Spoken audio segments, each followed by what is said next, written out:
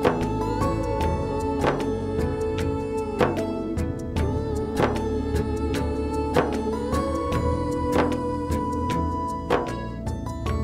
کن. نیومدم تو رو ببینم. اشتباه برداشت نکن. اومدم خاله رو ببینم. خونه نیستن، رفتن بیرون. جدی؟ پس میگی برگردم؟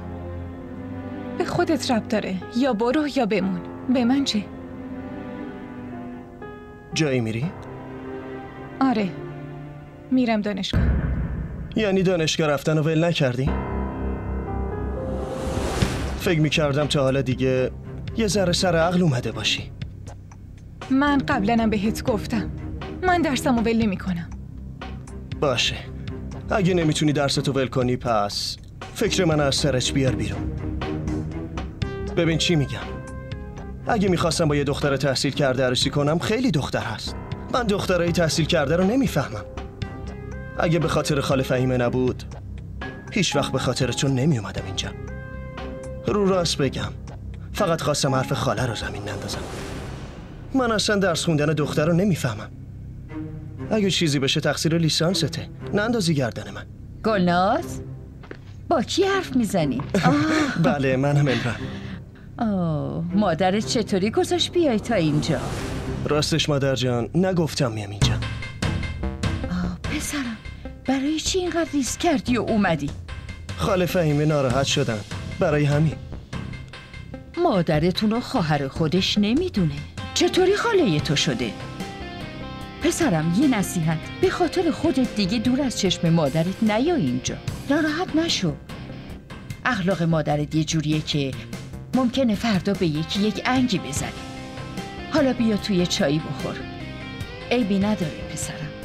گلناز برو چای بذار دخترم، بهتره از فامیلتون پذیرایی کنی. برو. آفرین عزیزم. مادر بزرگ دارم میرم دانشگاه، به دردانه بگین. اگه میخوای بری پس چرا اینجا واسطادی؟ برو. من به دردانه میگم چای بذاره، تو برو. خدا حافظ. بیا تو پسرم. چشم. بیا.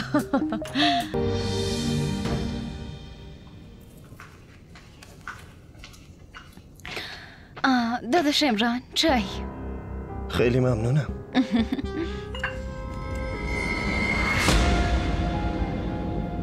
به به، واقعا خیلی خوب چای درست میکنی.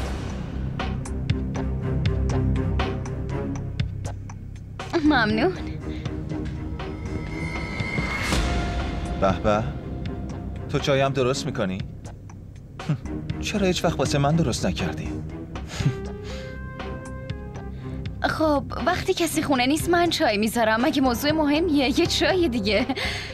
بشین واسه تو هم چای بریزم امجد. لازم نکرده. تو اینجا چی کار میکنی؟ در واقع این سوالا من باید ازت بپرسم. تو اینجا چی کار میکنی؟ ببین رفیق، اینجا خونه خالمه، پس اومدن من مشکلی ایجاد نمیکنه. اینجا خونه خاله منم هستش، واسه همین اینجا رفت و آمد میکنم. اینو میدونم که تو زیاد اینجا آفتابی میشی، اما بهت یه نصیحت بکنم. نباید خونه یه کسی اینقدر زیاد رفت و آمد کنی. اینجوری کسی هم مجبور نمیشه واسه چای درست کنه. بعدش هم وقتی رفتی از رفتنت خوشحال بشه. بذار منم یه نصیحتت بکنم. تو ازت نخواستن لازم نیست دهن گشادتو باز کنی. حالا هم دیگه سرتو بنداز پایین از اینجا باز. رفیق ناراحت شدی؟ من به عنوان پسردید یه نصیحت کوچولی کردم، فقط همین. باشه من فهمیدم. حالا اگه حرفت تموم شد از اینجا برو بیرون. من یه حرف مهم با دردانه دارم. آها یادم اومد، تولدت بود درسته؟ منم میخواستم بیام. مامان زنگ زد و گفت قبل اینکه ما برسیم تولد تموم شده. مگه چی شده بود؟ شنیدم دعوا شده. آره دعوا شده بود. یقه همدیگه رو گرفته بودن و فحش میدادن. خوشحال شدی؟ یا بازم بگم؟ نه همینقدر کافیه، باقیشو میدونم. تولدت مبارک.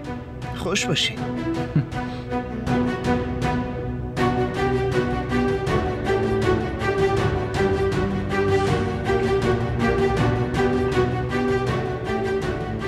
باید باهات حرف بزنم دردانه. بگو چی میخوای بگی؟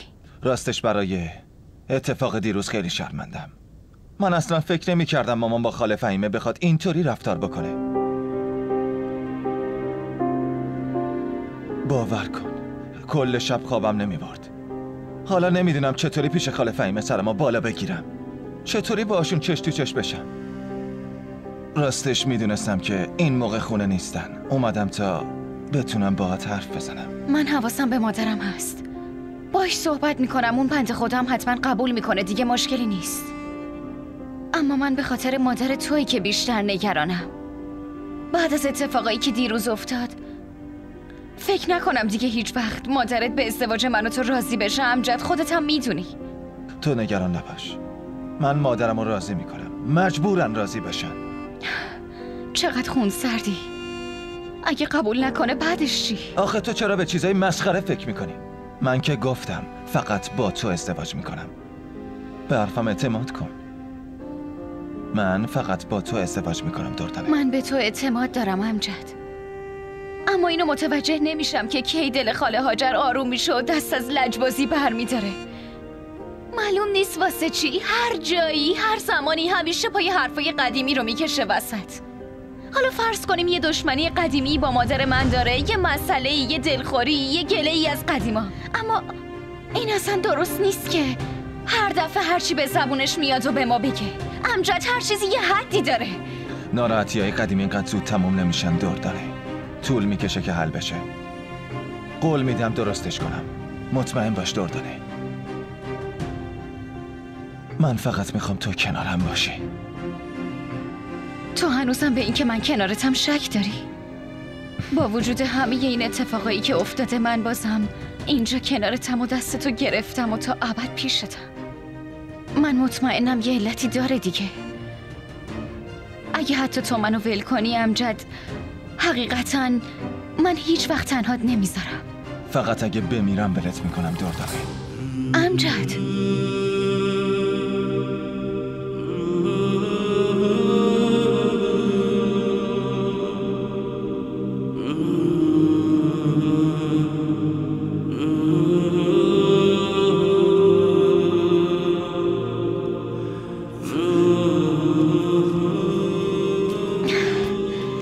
بشین عزیزم، برات یه چای درست میکنم تا دیگه بعدن جلوی کسی گله نکنی که دردانه تو هیچ وقت واسم چای درست نکردی بیاری. دیگه هم از این حرفا نشنوم.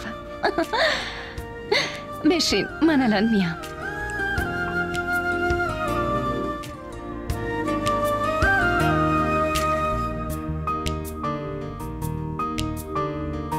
فقط اگه بمیرم ولت میکنم دردانه.